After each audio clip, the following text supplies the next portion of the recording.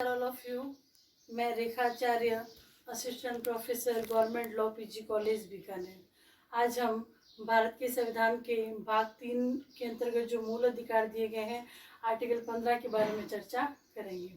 उससे पहले कि भारत के संविधान में ही क्यों दिए गए हैं, भारत का संविधान क्या है, तो भारत का संविधान भी एक प्रकार का दस्तावेज है, एक होली बुक मान सकते हैं, पवित्र दस्तावेज, जैसे कि रामायण, महाभारत, बाइबल या कुरान है। वो हमें जीवन की शिक्षा देती है कि किस प्रकार अपने जीवन में मार्गदर्शक सिद्धांतों को अपनाना चाहिए। वैसे ही भारत का संविधान जो सरकार के प्रमुख अंग है, विधायिका हो, चाहे कार्यपालिका हो या चाहे न्यायपालिका हो, उनके मुख्य ढांचे, उनके कार्य का निष्पादन कैसे करना है, कैसे प्रशासन को चलाना है, उसी के लिए उनके मार्गदर्शक सिद्धांतों को विहित करता है भारत का संविधान। अब भारत के संविधान के जो हम पढ़ रहे हैं कि मूल अधिकार हमें दिए गए हैं, तो कहाँ दिए गए हैं? भारत के संविधान के आर्टिकल भाग 3 के अंतर्गत मूल अधिकार प्रदत्त किए गए हैं। तो मूल अधिकार क्या है भाई? तो मूल अधिकार वे नैतिक, बौद्धिक और आध्यात्मिक विकास के लिए मनुष्य के लिए आवश्यक है, जिसका चहुमुखी विकास किसके कारण हो सकता है? मूल अधिकार यदि उसके पास हो, मौलिक अधिकार हो, तो क्या हो सकता है? उसका चहुमुखी विकास के लिए मूलभूत अधिकार, इसलिए इनको नैसर्गिक और अप्रतिदेय अधिकार कहा जाता है। जो हमारे न्यायविद थे, जो शिक्षाविद थे, जो विधिवेता थे, उन्होंने क्या किया? इसलिए मूलभूत अधिकारों को भारत के संविधान में शामिल किया गया कि प्रत्येक व्यक्ति अपना विकास कर सके। तो मूलभूत अधिकार की ड्यूटी किस पे इम्पोज की गई है? ये किसके अधिकार है? ये अधिकार दिए गए हैं व्यक्तियों को, दिए गए हैं नागरिकों को, दिए गए हैं किसके विरुद्ध दिए गए हैं? राज्य के विरुद्ध दिए गए हैं कि राज्य क्या कर सकता है? जैसा कोई भी प्रकार का लॉज नहीं बना सकता, बाई लॉज नहीं बना सकता, रूल रेगुलेशन, ऐसा कोई भी नोटिफिकेशन नहीं कर सकता जो मूलभूत अधिकारों का, जो फंडामेंटल राइट का उल्लंघन करती है। इसीलिए उनको नकारात्मक अधिकार कहा गया है, क्योंकि राज्य पर ड्यूटी इम्पोज करती है। जैसा कि हम आर्टिकल 13 में भी देखते हैं कि राज्य ऐसी कोई भी विधि नहीं बनाएगा। यदि ऐसी कोई विधि बनाता है जो मूल अधिकारों से असंगत है, तो वो विधि क्या मानी जाएगी? शून्य घोषित की जाएगी, जैसा कि हम देखते हैं। तो आज हम, तो ये हो गया मूलभूत अधिकार के संदर्भ में। आज हम पढ़ेंगे राइट टू इक्वलिटी के बारे में, आर्टिकल जो 14 से लेकर 18 तक बताया गया है। तो हम चर्चा करेंगे आर्टिकल 15 के बारे में। आर्टिकल 15 के बारे में चर्चा करने से पहले मैं आर्टिकल 14 क्या है? आर्टिकल 14 हमें देता है समता का अधिकार, राइट टू इक्वलिटी का अधिकार प्रदान करता है कि सभी व्यक्तियों, जो भी व्यक्ति हैं, सभी के विधि के समक्ष समान होंगे और उन्हें समान संरक्षण दिया जाएगा। तो व्यक्ति शब्द का यूज किया गया है। तो व्यक्ति शब्द के अंतर्गत ये अधिकार किस किस को प्राप्त है? यानी कि जो प्राकृतिक व्यक्ति हैं प्लस जो कृत्रिम व्यक्ति हैं, उसके अलावा जो लीगल पर्सनालिटी है, फॉर एग्जांपल कंपनी है, निगम है, इनको भी क्या माना गया? व्यक्ति शब्द में शामिल किया गया है। और आर्टिकल 14 का जो भी राइट इन्हें प्रदान किया गया है। लेकिन अब आर्टिकल 15 की बात आती है, तो आर्टिकल 15 का राइट किसको प्राप्त है? तो यहाँ पर वर्ड क्या आता है? नागरिकों को प्राप्त है, न कि व्यक्ति शब्द लिखा हुआ है। नागरिक लिखने से यहाँ पे क्या स्पष्ट हो गया? सिर्फ भारत के नागरिकों को ही आर्टिकल 15 का अधिकार प्राप्त है। 14 में क्या था? व्यक्ति को प्राप्त है, लेकिन 15 क्या कहता है? नागरिकों को प्राप्त है। तो इससे स्पष्ट क्या हो गया कि गैर नागरिकों को प्राप्त नहीं है और किन्हीं विदेशियों को भी प्राप्त नहीं है। ये अधिकार सिर्फ नागरिकों को प्राप्त है। अब आर्टिकल 15 क्या कहता है? आर्टिकल 15 क्या है? कुछ अपवाद है, कोई स्पेशल प्रोविजन है। तो आर्टिकल 15 जो 14 का जो समता का अधिकार था, उसका एक विशिष्ट उदाहरण है आर्टिकल 15, क्योंकि जो विधि 15 में यदि अवैध हो चुकी है तो 14 में वर्गीकरण के आधार पर उसको आप वैलिड नहीं बना सकते। तो आर्टिकल 15 क्या है? एक प्रकार का स्पेशल प्रोविजन, एक समता का विशिष्ट उदाहरण दिया गया है। 15 के अंतर्गत 6 क्लोज दिए गए हैं। अपन 6 क्लोज की भी चर्चा करेंगे। तो आर्टिकल 15 जो हेडिंग है वो आती है कि आर्टिकल 15 की क्या हेडिंग आ रही है? धर्म, मूलवंश, जाति, लिंग या जन्म स्थान के आधार पर विभेद का प्रतिषेध। अब किन आधारों पर प्रतिषेध है? कौन प्रतिषेध नहीं करेगा? क्या किन के विरुद्ध नहीं किया जाएगा? ये अधिकार किसके विरुद्ध प्राप्त है? ये बताता है आर्टिकल 15 एक कि डिस्क्रिमिनेशन नहीं की जाएगी। किसके द्वारा नहीं की जाएगी? राज्य के द्वारा नहीं की जाएगी। राज्य किसी नागरिक के विरुद्ध धर्म, मूलवंश, जाति, लिंग या जन्म स्थान के आधार पर या इनमें से किसी के आधार पर कोई भी विभेद नहीं करेगा। तो कौन नहीं करेगा? राज्य नहीं करेगा। और इन 5 आधारों पर किसी भी प्रकार का विभेद नहीं किया जाएगा राज्य के द्वारा यदि ऐसा विभेद करता है तो व्यक्तियों के मूलभूत अधिकारों का उल्लंघन होता है। अब हम पढ़ रहे हैं कि विभेद नहीं किया जाएगा या डिस्क्रिमिनेशन नहीं किया जाएगा। डिस्क्रिमिनेशन का क्या करता है, प्रोहिबिशन करता है। तो डिस्क्रिमिनेशन का मीनिंग क्या है, इसको क्या डिफाइन कर सकते हैं कि डिस्क्रिमिनेशन को क्या माना जाए। तो काठी रेनिंग रावत वर्सेस सौराष्ट्र राज्य 1952 में सुप्रीम कोर्ट ने बताया कि डिस्क्रिमिनेशन का मीन्स है कि एक व्यक्ति के साथ दूसरे व्यक्ति की तुलना में प्रतिकूल व्यवहार करना, एडवर्स व्यवहार करना या अलग तरह का व्यवहार करना। यदि इस प्रकार की कोई भी असमानता की भी जाती है तो ऐसी विधि को क्या माना जाएगा, शून्य घोषित कर दिया जाएगा। तो शून्य घोषित कर देंगे कब, जब उसमें डिस्क्रिमिनेशन किया गया है, एक व्यक्ति की तुलना में दूसरे के साथ प्रतिकूल व्यवहार करना, वह कहलाता है डिस्क्रिमिनेशन। अब बात आई है दूसरा एक केस पढ़ रहे हैं जिसके अंदर अलग फैक्ट आ रहा है, DP Joshi versus MP 1955 supreme court के मामले में। इसके अंतर्गत कोर्ट के समक्ष यह मामला आया कि जो मध्य प्रदेश के जो कॉलेज थे वहाँ पर जो लोकेलिटी के छात्र थे मेडिकल और इंजीनियरिंग कॉलेज में, वहाँ उनको एक्स्ट्रा शुल्क नहीं देना पड़ता था, लेकिन जो बाहर के छात्र थे, बाहर के स्टूडेंट थे, उनसे एक्स्ट्रा शुल्क का चार्ज लिया जाता था।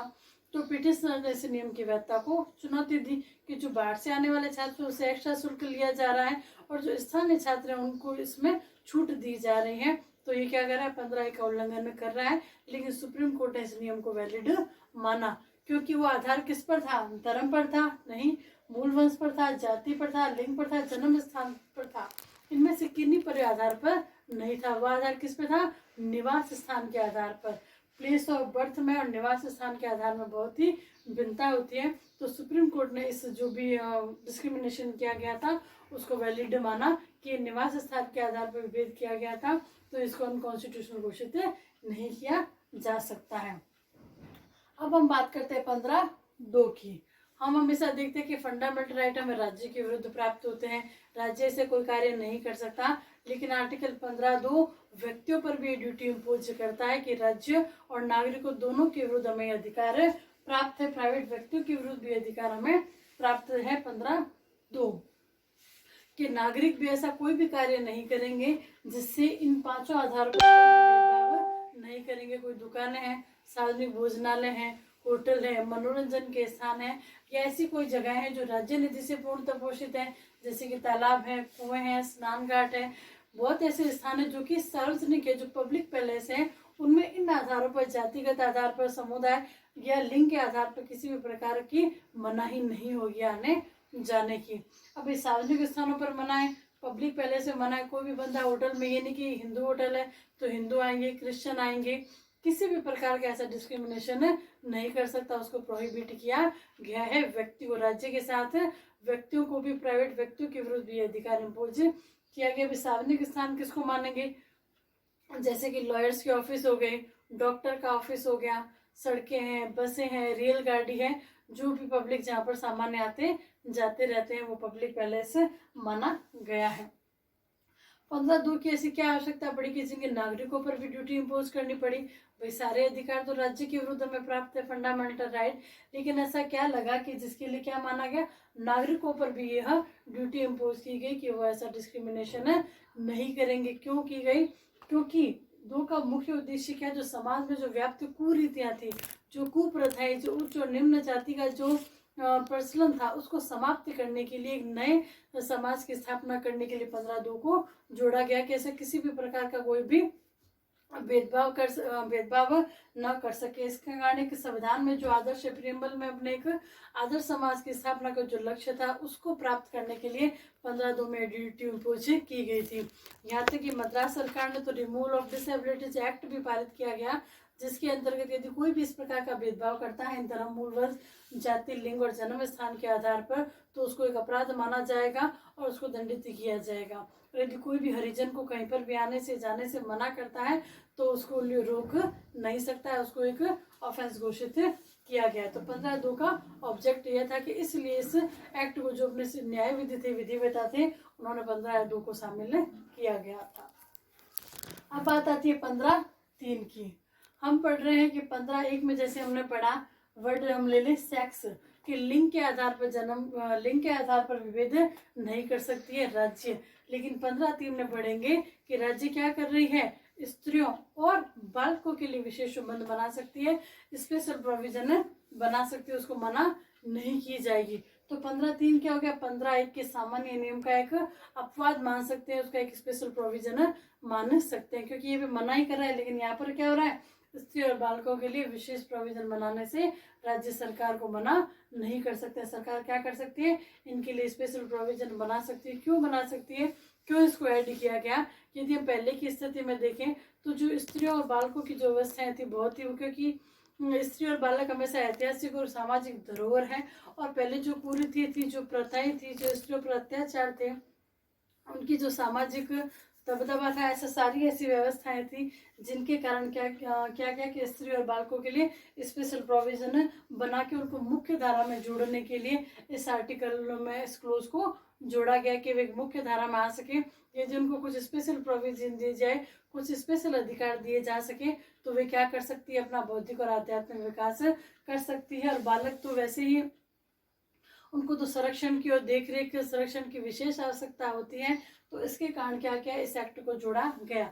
यदि ये 15(3) नहीं होता, जो भी स्त्रियों और बालकों के लिए स्पेशल प्रोविजन बनाए जाते हैं, जैसे कि डोमेस्टिक वायलेंस का एक्ट है, सेक्सुअल ऑफेंस के केस है, किशोर न्याय अपराधियों का जो भी संरक्षण है, उनके लिए किसी भी प्रकार का क्या कर सकते हैं, कोई भी प्रोविजन बना सकते हैं। यदि प्रोविजन नहीं होता तो वो एक्ट क्या हो जाते, नल और वैध घोषित किए जाते हैं। तो इसकी सूझबूझ को देखकर स्त्री और बालकों के लिए स्पेशल प्रोविजन बनाया गया। अब बात आती है कि महिलाओं को आरक्षण दिया जाना चाहिए, तो आरक्षण कहाँ पर दिया जाए, क्या 15(3) में भी आरक्षण दिया जा सकता है? तो आंध्र प्रदेश सरकार versus PB Vijay Kumar AIR 1995 supreme court के समक्ष सुप्रीम कोर्ट ने यह डिसाइड किया कि महिलाओं को राज्य के दिन नियोजन में इस पद के अंतर्गत यानी कि 15(3) के अंतर्गत आरक्षण दिया जा सकता है, क्योंकि 15(3) क्या है, बहुत ही वाइड विस्तृत है, जहाँ पर राज्य के दिन नियोजन में देने के लिए जो आरक्षण की व्यवस्था है, और इस आर्टिकल को साथ में पढ़ के देखना चाहिए और उनको आरक्षण दिया जाना चाहिए।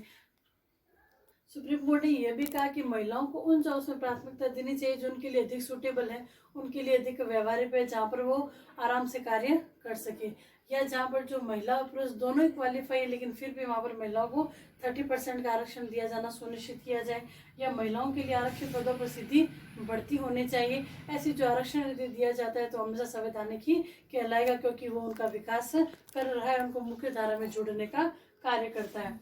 गायत्री देवी पंसारी वर्सेस उड़ीसा राज्य ये 2000 के मामले में सुप्रीम कोर्ट के समक्ष जो आरक्षण किया गया था उसकी वैधता की चुनौती आई। इसके अंतर्गत 24 घंटे जो मेडिकल स्टोर चलते हैं उनके लिए, महिलाओं के लिए जो सेल्फ एम्प्लॉयड है उनके लिए 30% का कोटा आरक्षित किया गया। तो इसको चुनौती दी गई थी, लेकिन सुप्रीम कोर्ट ने कहा कि ये आरक्षण किया गया है, जो एलोकेशन किया गया है, रिजर्वेशन किया गया है, वो बिल्कुल ही वैध और सही ठहराया गया था। राष्ट्रीय महिला आयोग राष्ट्रीय महिला आयोग की स्थापना की गई थी 1990 में। संसद ने 1990 में आयोग का गठन किया गया, और इस आयोग का मुख्य कार्य क्या था, जो महिलाओं की जो कॉन्स्टिट्यूशनल और जो लीगल राइट्स हैं उनको देखना, उन पर निगरानी रखना, और ऐसे आवश्यक सुधारों की सिफारिश करना जो उनके अधिकारों के उनको सुचारू रूप से उनको चला सके, निगरानी रखना, और आवश्यक सुधारों के संबंध में अपनी सिफारिशें समय समय पर सरकार को देना था, जिससे कि उनका विकास किया जा सके। यहाँ तक कि राजेश कुमार गुप्ता वर्सेस यूपी में 2005 के मामले में यहाँ तक का जो बच्चों का जो प्राइमरी स्कूल्स होते हैं वहाँ पर तो महिलाओं को 30 या 50% का आरक्षण दिया जाना चाहिए, क्योंकि बालकों की जितनी देखरेख और संरक्षण महिलाएं कर सकती है उतने पुरुष नहीं कर सकते हैं। तो वहाँ पर 50% आरक्षण को भी वैलिड माना गया था। तो ये है 15(3) जो स्त्री और बालकों के लिए स्पेशल प्रोविजन बनाता है। मूल संविधान में 15(1), 2 और 3 थी, जो 15(4), 5 और 6 पढ़ेंगे उनको संशोधन के द्वारा जोड़ा गया है।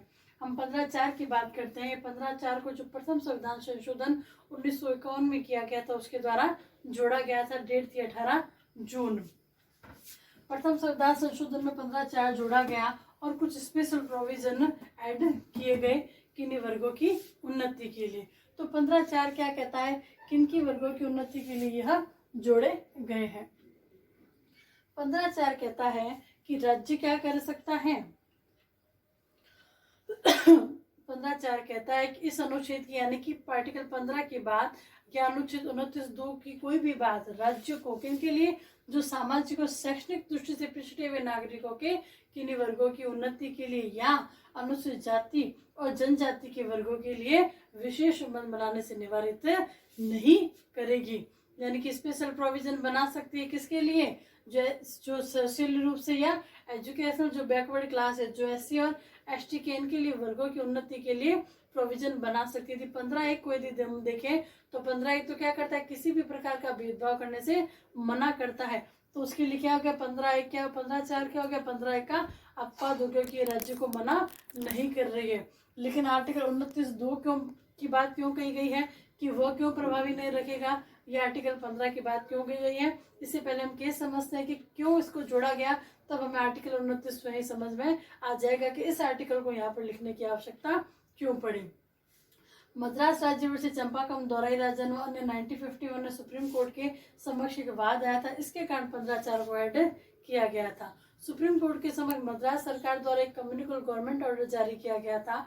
उस मद्रास कम्युनिकल जो ऑर्डर था गवर्नमेंट का, उसके अंतर्गत जाति और समुदाय के आधार पर आरक्षण की व्यवस्था की गई थी। जो आरक्षण किसके आधार पर था, तो समुदाय के आधार पर, जाति के आधार पर, धर्म के आधार पर किया गया था। इसके अंतर्गत सीटें एलोकेट हो गई और जो ब्राह्मण समुदाय के सदस्य थे, जो चंपाकम और जो श्रीनिवासन, वो अर्हता क्वालिफाई होने के बावजूद भी उन्हें प्रवेश नहीं मिल सका और सीटें फुल हो गई।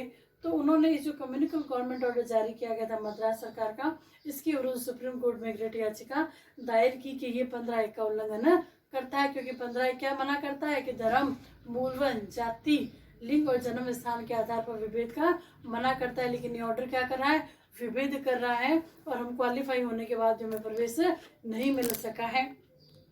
सरकार के समक्ष है तो सरकार ने क्या तर्क दिए इस संबंध में कि हमने यह आरक्षण की व्यवस्था क्यों की है। सबसे पहले उन्होंने आर्टिकल 46 का हवाला दिया, जो अपने DP राज्य के नीति निर्देशित तत्व, उनमें कहा गया है कि जो भी कमजोर वर्ग के लोग हैं उनके उत्थान के लिए कोई भी कार्य किया जा सकता है, कोई भी नियम बनाए जा सकते हैं, आर्थिक और सामाजिक और आर्थिक हितों को ध्यान में रखते हुए। साथ में उन्होंने ये भी कहा कि जो आर्टिकल 29(2) ये कहता है, 29(1) तो ये कहता है कि नागरिकों की विशेष भाषा, लिपि या संस्कृति को सुरक्षित बनाने का अधिकार है। 29(2) कहता है कि जो राज्य नीति से पोषित जो भी शिक्षण संस्थाएं हैं, उनके अंतर्गत धर्म, मूलवन, जाति और भाषा के आधार पर कोई भी विभेद नहीं किया जाएगा। लेकिन सरकार क्या तर्क देती है कि आर्टिकल 29(2) क्या हो गया, 47 को ओवरराइड कर गया, यानी कि 46 क्या हो गया, ओवरराइड कर रहा है 29(2) को, क्योंकि वहाँ पे नीति निर्देश तत्व में बताया गया है कि क्या करना चाहिए, SC ST है जो कमजोर वर्ग के लोग हैं उनका उत्थान करना चाहिए। साथ में ये भी कहा कि आर्टिकल 29 को संविधान के अन्य आर्टिकल के साथ पढ़ना चाहिए। लेकिन प्रत्यार्थियों ने क्या तर्क दिया कि 15(1) स्पष्ट मना करता है कि आप इसी प्रकार का कोई भी आरक्षण नहीं कर सकते हैं, और 29(2) भी क्या करता है, मना ही करता है। तो 15 जो ऑर्डर है ये 15(1) और 29(2) का उल्लंघन है। तो इन दोनों तर्कों को सुनने के बाद सुप्रीम कोर्ट के द्वारा SR दास जस्टिस ने 7 जज 7 बेंच की पीठ की ओर से निर्णय दिया।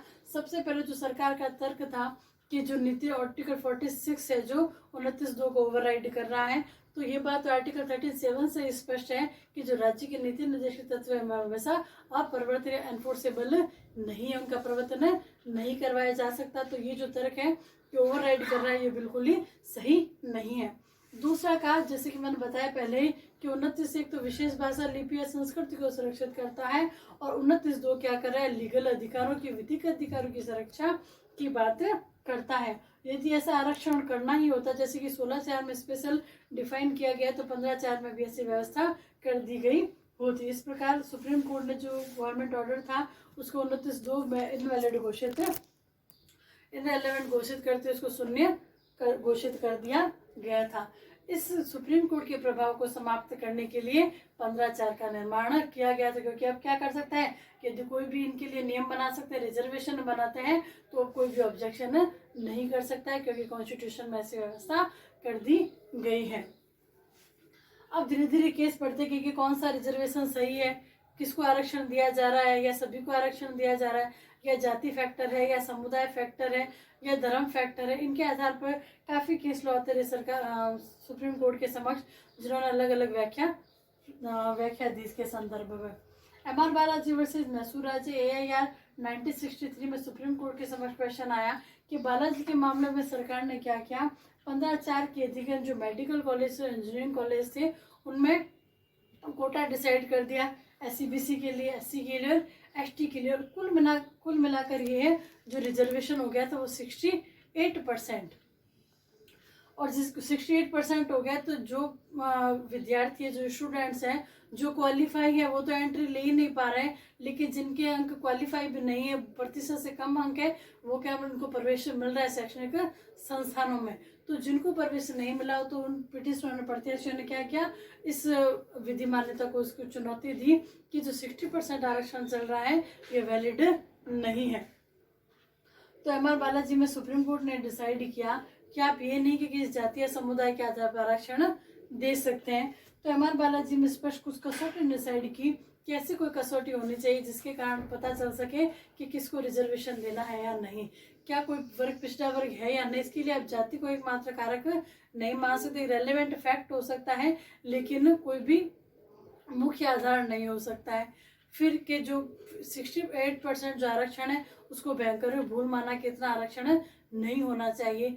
सुप्रीम कोर्ट ने यह भी कहा कि 50% से अधिक आरक्षण किसी भी दशा में नहीं होना चाहिए। हम 15/4 की बात करें तो ये पिछड़ी जाति की बात नहीं करता, ये पिछड़े वर्ग का उल्लेख करता है। हम क्या पढ़ता है कि पिछड़े वर्ग के नागरिकों की उन्नति के लिए, तो पिछड़ी जाति की बात नहीं कर सकता है। सामाजिक यदि पिछड़ापन आपको ज्ञात करना है तो उसके लिए गरीबी, धंधा, व्यावसायिक स्थिति, उसकी सामाजिक स्थिति, निवास स्थान सभी रेलेवेंट फैक्ट हो सकते हैं। और पिछड़ा कैसा होना चाहिए, सामाजिक और शैक्षणिक दोनों रूप से पिछड़ा माना गया, सिर्फ सोशली एजुकेशनली नहीं होना चाहिए। तो एम आर बालाजी ने एक कसौटी डिसाइड की कि रिजर्वेशन के लिए कसौटी पूर्ण होनी चाहिए। इन्हीं नियमों को चित्रलेखा वर्सेस मैसूर राज्य ये 1964 में भी वापस से इनको माना गया था सिद्धांतों को। इसके बाद त्रिलोकीनाथ वर्सेस जम्मू एंड कश्मीर राज्य 1969 सुप्रीम कोर्ट के समक्ष वाद में आया कि एक गवर्नमेंट ऑर्डर के द्वारा जो कश्मीर के मुसलमान थे उनको 50%, कश्मीर के जो हिंदू थे उनको 10% और जम्मू के जो हिंदू थे उनको 50% आरक्षण दिया गया। तो इस आरक्षण को वैलिड नहीं माना क्योंकि ये किस पे दे रहा है, एक जातीय समुदाय के आधार पर आरक्षण दिया जा रहा है, तो जातीय समुदाय को फैक्टर नहीं माना जा सकता है, तो उस आरक्षण को इनवैलिड घोषित किया गया। यूपी राज्य वर्सेस प्रदीप टंडन 1975 में सुप्रीम कोर्ट के समक्ष क्वेश्चन आया। इसके अंतर्गत मेडिकल कॉलेज में जो क्षेत्रों के आधार पर वर्गीकरण दिया गया, ग्रामीण क्षेत्र, पहाड़ी क्षेत्र और उत्तराखंड क्षेत्र के अंतर्गत, तो पहाड़ी और उत्तराखंड के क्षेत्र को तो सुप्रीम कोर्ट ने वैलिड माना क्योंकि वहाँ पर संचार सुविधा का अभाव है, तकनीकी का अभाव है, शिक्षा का अभाव है, काफ़ी सुविधाओं का अभाव है कि वहाँ पर रिजर्वेशन आरक्षण दिया जा सकता है। लेकिन किसी ग्रामीण को क्षेत्र को ही आप ये मान लो कि वो पिछड़ा है तो ये कोई भी फैक्ट नहीं हो सकता है। जनसंख्या किसी वर्ग का निर्माण नहीं कर सकती है। तो जो पहाड़ी और उत्तराखंड क्षेत्र के आरक्षण की व्यवस्था को सही माना, लेकिन ग्रामीण क्षेत्र के आरक्षण की व्यवस्था को सही नहीं माना क्योंकि केवल ग्रामीण क्षेत्र में ही गरीबी है, यह बात मानकर नहीं चला जा सकता है। लेकिन इसके संदर्भ में पी राजेंद्रम का 1968 का केस आया था। इसके अंतर्गत कहा कि जाति भी एक वर्ग हो सकती है, लेकिन यदि संपूर्ण जाति यदि पिछड़ी है पूरी या पिछड़ी समुदाय के संबंध में है तो आप उसको एक जातीय वर्ग मान सके आरक्षण दे सकते हैं। तो 15/4 आ गया। अब इसके बाद आया था इंदिरा साहनी वर्सेस भारत संघ 1993 के मामले में। तो इसने जो बालाजी के मामले में जो कसौटी डिसाइड की गई थी रिजर्वेशन की, उसको उलट दिया गया। इसने कहा कि पिछड़े वर्ग और अधिक पिछड़े वर्ग में क्या किया जा सकता है, अंतर किया जा सकता है। पिछड़े वर्ग में से जो क्रीमी लेयर है उनको भी निकाला जा सकता है। लेकिन जो एम आर बालाजी 50% के आरक्षण की बात कही थी कि इससे अधिक आरक्षण नहीं दिया जाना चाहिए, इस बात को क्या माना गया था, इंदिरा साहनी के मामले में माना गया था। लेकिन यदि कहीं ऐसे विशेष क्षेत्र को दूर दराज वाले क्षेत्र हैं वहाँ पर 50% से अधिक आरक्षण आप दे सकते हैं, जैसे कि असम, नागालैंड या मिजोरम के राज्यों में, वहाँ पर आरक्षण अधिक दिया जा सकता है। ठीक है। अब ये हो गई इंदिरा साहनी की बात कि इसने क्या कर दिया, इसको आरक्षण की व्यवस्था को समय समय पर केस आते हैं और सुप्रीम कोर्ट अपनी व्याख्या करता है कि कौन सा रिजर्वेशन कॉन्स्टिट्यूशनल है और कौन सा अनकॉन्स्टिट्यूशनल है। इसके बाद एक अहमदाबाद म्यूनिसिपल कॉरपोरेशन वर्सेस एना ठाकुर 2000 के मामले में भी अहमदाबाद नगर पालिका ने अपनी पूंजी से एक मेडिकल कॉलेज खोला और जो लोकल छात्र थे, वहाँ पे जो स्थानीय छात्र थे, उनके लिए कोटा निर्धारित कर दिया गया और बाहर वाले क्षेत्रों के लिए भी जो स्टूडेंट थे उनके लिए भी कुछ सीटें एलोकेट की गई। तो इसको वैलिड माना गया क्योंकि नगर पालिका ने वो मेडिकल कॉलेज अपनी पूंजी से ही खोला था, तो वो अपने नियम बना सकती थी। अब क्वेश्चन है कि कौन आरक्षण का लाभ उठा सकता है। अब जो SC/BC है, यानी कि जो सोशल और एजुकेशनल से बैकवर्ड क्लासेज है, SC/ST के हैं, तो जो व्यक्ति जन्म से ही इस वर्ग में है तो उसी को आरक्षण का लाभ दिया जाएगा। यदि विवाह करके कोई चाहता है कि मैं इस आरक्षण का लाभ ले लूँ तो वो नहीं ले सकता है। जैसा कि क्वेश्चन अराइज हुआ था संध्या ठाकुर वर्सेस विमला देवी AIR 2005 में सुप्रीम कोर्ट के मामले समक्ष क्वेश्चन आया कि यदि कोई, सुप्रीम कोर्ट ने स्पष्ट किया कि यदि कोई व्यक्ति जन्म से यदि उच्च जाति का हिंदू है तो वह बाद में SC/ST से विवाह करके इस आरक्षण का लाभ नहीं उठा सकता है। ऐसा एक क्वेश्चन मीरा कांवरिया वर्सेस सुमित्रा 2006 में आया कि जो व्यक्ति जन्म से उच्च जाति का हिंदू है तो SC/ST के पुरुष से विवाह करके इस आरक्षण का लाभ नहीं उठा सकता है, उस SC/ST का सदस्य नहीं बन जाता है। वलसमा पॉल वर्सेस कोचिन विश्वविद्यालय के उच्च जाति की महिला है, उसने SC/ST के सदस्य से पुरुष से विवाह कर लिया तो इस कारण आरक्षण की हकदार नहीं बनती है। तो उन्नति किनकी करनी है? मुख्य धारा में उन व्यक्तियों को जोड़ना है जो जन्म से क्या चल रहे हैं, उनकी उन्नति नहीं हुई है। इसका उद्देश्य क्या है कि उनको मुख्य धारा में जोड़ने का कार्य करना है। जो पहले से परिपक्व या संपन्न है उनके आरक्षण की कोई भी आवश्यकता नहीं है। जब वो भी मुख्य धारा में जुड़ जाएंगे तो यह आरक्षण समाप्त हो जाएगा। Nair service society versus doctor T Mastan AIR 2009 में सुप्रीम कोर्ट के समक्ष ये क्वेश्चन आया कि अब ये कहें कि राज्य का आरक्षण करेगी, तो इसके अंतर्गत स्पष्ट किया गया कि राज्य आरक्षण करने के लिए बाध्य नहीं है। राज्यों को आरक्षण करने की विवेक की शक्ति प्राप्त है, वो उसके लिए सशक्त की गई है कि किस प्रकार से आरक्षण करके इनको सबको समान रूप से साथ में लाया जा सके। न्यायालय का यह कार्य नहीं है। सभी राज्यों की नीति भी आरक्षण की अलग अलग हो सकती है। कोई राज्य किसी प्रकार का आरक्षण लागू करे तो न्यायालय का यह कार्य नहीं है कि वो देखे कि आरक्षण का कौन सा ढंग उपयुक्त है और कौन सा नहीं है।